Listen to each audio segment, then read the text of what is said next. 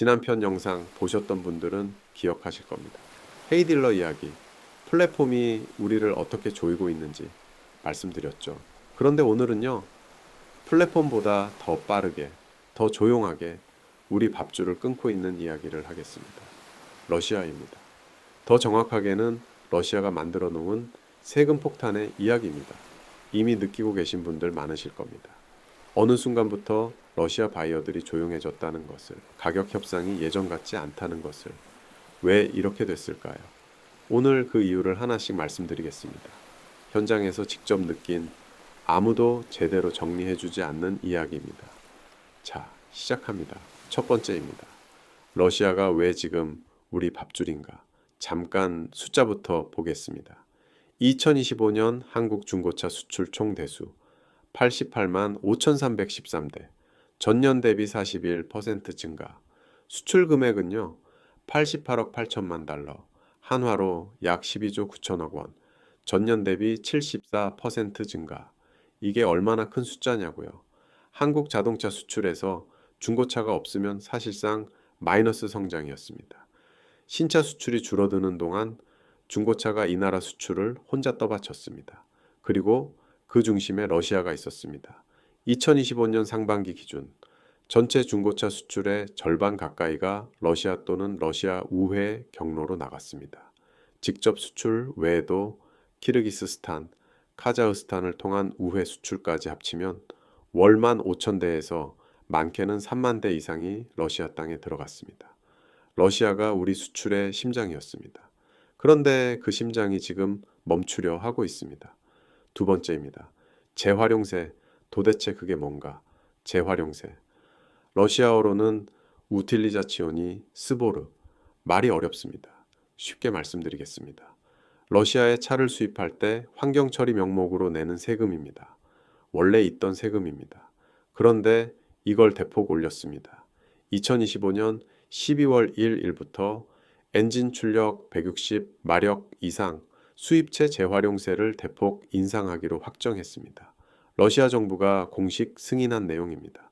160마력. 어떤 차가 여기 해당하냐고요? 소나타, K5, 그랜저, 산타페, 펠리세이드, 카니발.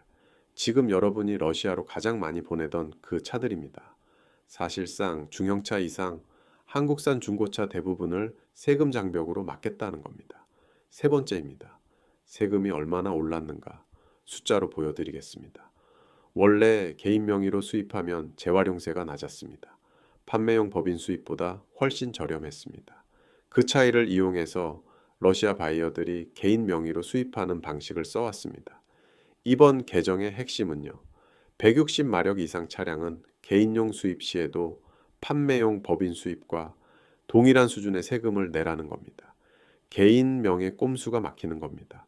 구체적인 인상폭은 차량 연식, 배기량, 출력에 따라 다르지만 업계에서는 실질적인 수입 비용이 대당 수백만 원에서 많게는 1,000만 원 이상 올라간다고 보고 있습니다. 그 비용은 누가 부담하냐고요? 바이어가 부담합니다. 그러면 바이어는 어떻게 하냐고요? 매입 단가를 낮춥니다.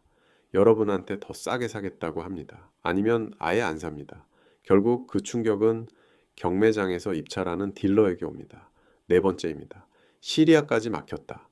러시아만 문제가 아닙니다. 2025년 6월 29일 시리아 과도 정부가 중고차 수입을 전면 제한하는 조치를 발표했습니다. 제사 162호. 시리아는 러시아 다음으로 한국 중고차를 많이 가져가던 시장입니다. 아사드 정권이 무너진 이후 시리아 시장이 열린다고 기대했던 분들 많으셨죠. 그 기대가 반년도 안 돼서 꺾였습니다. 2025년 9월 기준으로 보면 러시아 방향 약 2만 대, 시리아 방향 약 1만 대, 합치면 전체 수출의 상당 부분을 이 두 나라가 차지하고 있었습니다. 그런데 러시아는 세금 폭탄, 시리아는 전면 수입 제한, 같은 달에 두 시장이 동시에 막혔습니다. 이중 악재입니다. 다섯 번째입니다. 수출 단가의 역설. 여기서 이상한 숫자가 하나 있습니다. 2025년 10월 전체 중고차 수출 대수는 7만 1270대, 전월 대비 14.2% 감소했습니다. 그런데 대당 수출 단가는요, 오히려 1만 4천 달러까지 올랐습니다. 이게 무슨 뜻이냐고요? 물량은 줄었는데 단가가 오른 겁니다. 이유가 있습니다. 규제가 확정되기 전에 러시아 바이어들이 사전에 대량 매입을 했습니다. 어차피 세금 오르기 전에 미리 들여가는 게 낫다고. 그러니 고출력 고가 차량 위주로 집중 매입이 일어났습니다. 문제는 이겁니다. 이 사전 매입 물량이 다 소진되고 나면 그 다음은 절벽입니다. 지금 높아진 단가가 앞으로도 유지될 거라고 착각하시면 안 됩니다. 그 높은 단가는 마지막 불꽃이었을 가능성이 높습니다. 여섯 번째입니다. 관세청이 러시아 수출 단속을 시작했다. 여기서 더 무서운 이야기가 있습니다. 관세청이 칼을 빼들었습니다. 최근 3년간 러시아로 자동차를 불법 수출한 사례 총 29건, 금액 기준 1796억 원, 그리고 2025년 적발 실적은요. 전년 대비 금액 기준 465% 증가, 2023년에 40억 원 적발, 2024년에 264억 원 적발, 2025년에 1492억 원 적발. 숫자가 말해줍니다.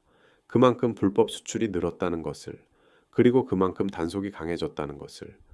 주요 적발 사례를 보면 카자흐스탄, 조지아, 아르메니아 등 우회 수출 경로로 반출한 케이스입니다.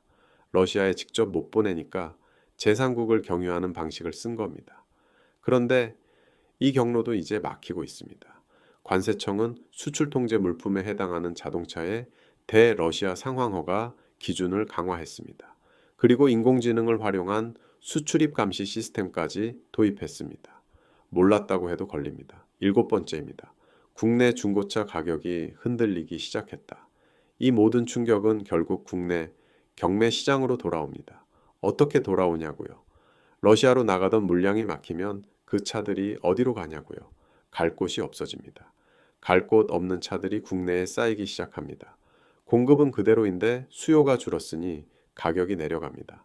한국자동차 모빌리티 산업협회 전망에 따르면 2026년 중고차 수출은 2025년보다 20만 대 가까이 감소할 것으로 예상됩니다. 20만 대. 그 차들이 국내 시장에 쌓입니다.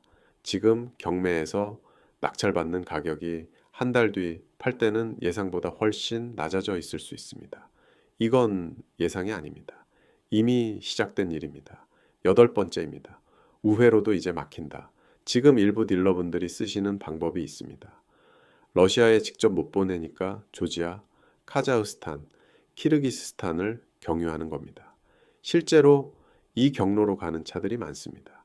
2025년 7월 기준 키르기스스탄, 카자흐스탄 수출 대수의 약 70%가 실제로는 러시아가 최종 목적지로 추정됩니다. 그런데 이 경로도 이제 위험합니다. 첫째, 관세청이 우회 경로를 정확히 알고 있습니다. 인공지능 감시 시스템이 가동 중입니다. 둘째, 카자흐스탄도 움직이기 시작했습니다. 카자흐스탄 산업건설부가 러시아산 수입체 재활용 수수료를 인상하겠다고 발표했습니다. 이 흐름이 한국산에도 적용될 수 있습니다. 셋째, 제3국 경유 수출은 서류상 리스크가 발생합니다. 수출 통제 위반이 됩니다. 적발되면 형사처벌까지 가능합니다. 편한 길이 막히고 있습니다. 아홉 번째입니다. 그러면 어디로 가야 하는가? 러시아가 막히면 대안이 없냐고요? 있습니다. 하지만 쉽지 않습니다. 지금 업계에서 주목하는 대안 시장은 세 곳입니다. 첫째, 동남아시아입니다. 베트남, 인도네시아, 필리핀. 한국 중고차 선호도가 높습니다. 다만 각국의 수입 인증 기준이 까다롭고 서류 준비가 복잡합니다. 둘째, 아프리카입니다. 케냐, 나이지리아, 탄자니아. 신차 구매력이 낮아 중고차 수요가 높습니다. 다만 해상 운임이 높고 바이어 신용 리스크가 큽니다. 셋째, 중동입니다. 요르단, UAE. 다만 요르단도 수입 규제가 심해지고 있습니다. 한국경제신문이 직접 보도한 내용입니다. 공통점이 있습니다. 이 시장들은 러시아처럼 빠르게 물량을 받아줄 준비가 아직 돼 있지 않습니다. 바이어 네트워크 구축, 서류 인증, 물류 루트 개발. 시간이 필요합니다. 그 시간 동안 버텨야 합니다. 열 번째입니다. 지금 당장 해야 할 것들. 오늘 드린 이야기를 정리하면 이렇습니다. 러시아 재활용세 2025년에 12월 1일 시행, 시리아 수입 전면 제한, 2025년 6월 29일 시행. 관세청 불법 수출 단속. 전년 대비 465% 급증. 국내 중고차 공급 과잉. 2026년 20만 대 감소 전망. 이 네 가지가 동시에 움직이고 있습니다. 그렇다면 지금 딜러로서 무엇을 해야 하냐고요? 하나, 러시아향 고마력 차종 입찰 기준을 지금 당장 낮추십시오. 160마력 이상 차량의 낙찰 상한가를 보수적으로 재산정해야 합니다. 둘, 재고를 최소화하십시오. 지금은 빠르게 현금화하는 게 물건을 쥐고 있는 것보다 낫습니다. 셋, 우회 수출 경로 리스크를 반드시 확인하십시오. 법적 문제로 이어질 수 있습니다. 전문가 상담 없이 무작정 하시면 안 됩니다. 넷, 대안시장 바이어 한 명이라도 지금부터 연결하십시오. 당장 거래가 안 되더라도 네트워크는 미리 만들어야 합니다. 모르고 당하는 것과 알고 대비하는 것은 완전히 다릅니다. 마무리입니다. 저는 오늘 러시아 이야기를 했습니다. 그런데 사실 이 이야기의 본질은 러시아가 아닙니다. 우리 시장이 얼마나 외부 변수에 취약한 구조로 만들어져 있는가 하는 겁니다. 러시아 하나가 막히니까 시장 전체가 흔들립니다. 시리아 하나가 닫히니까 물량이 넘칩니다. 플랫폼에 우리 밥줄이 매여 있고 수출 시장도 특정 국가에 쏠려 있습니다. 이 구조 자체가 문제입니다. 한 군데에 너무 많이 기대면 그 한 군데가 흔들릴 때 같이 쓰러집니다. 오늘 이 영상이 여러분께 그 구조를 다시 돌아보는 계기가 됐으면 합니다. 그리고 저는 한 가지를 약속드리고 싶습니다. 남들이 꺼내기 싫어하는 이야기, 불편하지만 누군가는 해야 하는 이야기, 직접 현장에 나가서 발로 뛰어야 알 수 있는 이야기, 그 이야기를 제가 먼저 나서서 하겠습니다. 화려한 말이 아니라 여러분의 현실을 그대로 담은 말로 여러분 곁에서 진솔하게 다가가겠습니다. 이 채널이 여러분을 대변하는 목소리가 될 수 있도록 저는 계속 움직이겠습니다. 이 영상이 도움이 되셨다면 딜러 한 분, 수출업자 한 분께 지금 바로 공유해 주십시오. 구독 하나, 댓글 하나가 이 채널이 살아있게 만드는 힘입니다. 앞으로도 현장에서 직접 발로 뛰며 여러분이 가장 먼저 알아야 할 이야기를 가지고 오겠습니다. 다음 편에서 뵙겠습니다. 오늘도 고생 많으셨습니다. 나비 효과는 이미 시작되었습니다.